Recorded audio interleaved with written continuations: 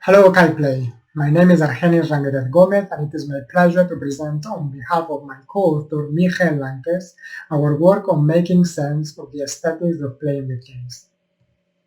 Here, I want to talk about why we should care about eye input as a modality for the future of play, of interest, for example, to future virtual reality experiences.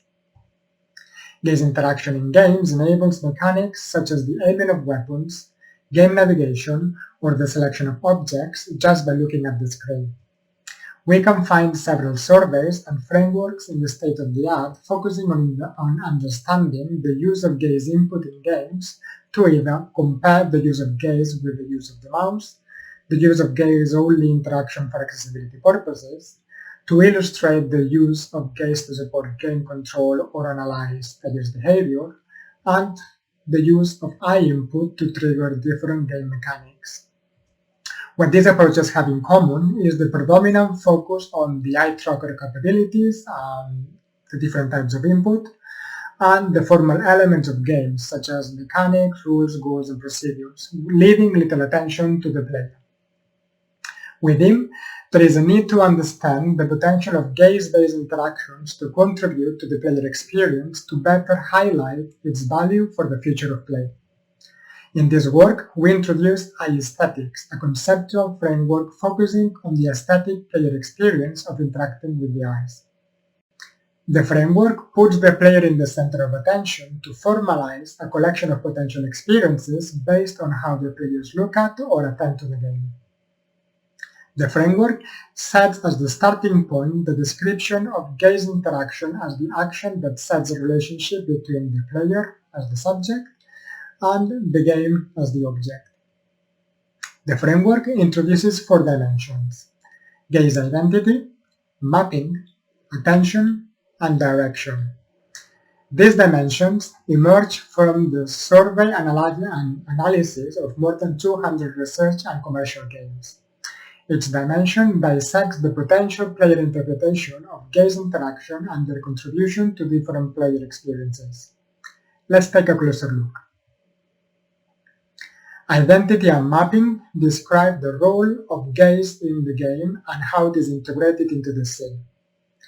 The player identity is set when the user's gaze takes an active role in the game. For example, to trigger game effects with gaze while the avatar is controlled with the gamepad at the same time to improve their game performance, or while looking at buttons on the screen to enable eyes-only and accessible gameplay. Alternatively, the user can look at the game to control the avatar's gaze. Here, the user becomes the avatar by adopting, for instance, their gaze-based social behavior, or gaze superpowers to experience abilities that are not possible outside the game world. Moreover, gaze can be more than just where the eyes point.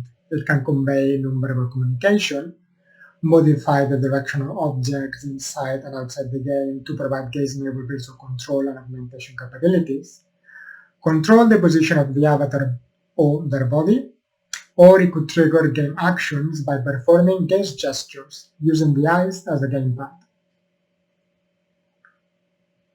Attention describes how the user looks at the game and the player's mindset.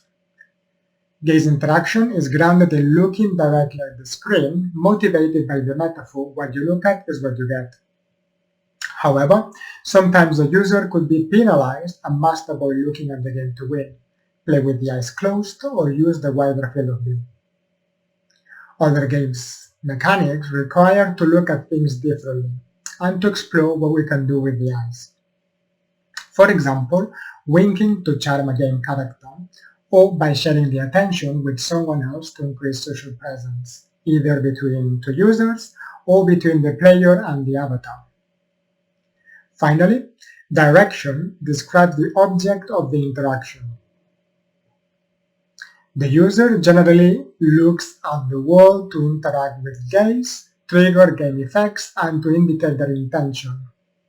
However, players could also look at the user interface, the avatar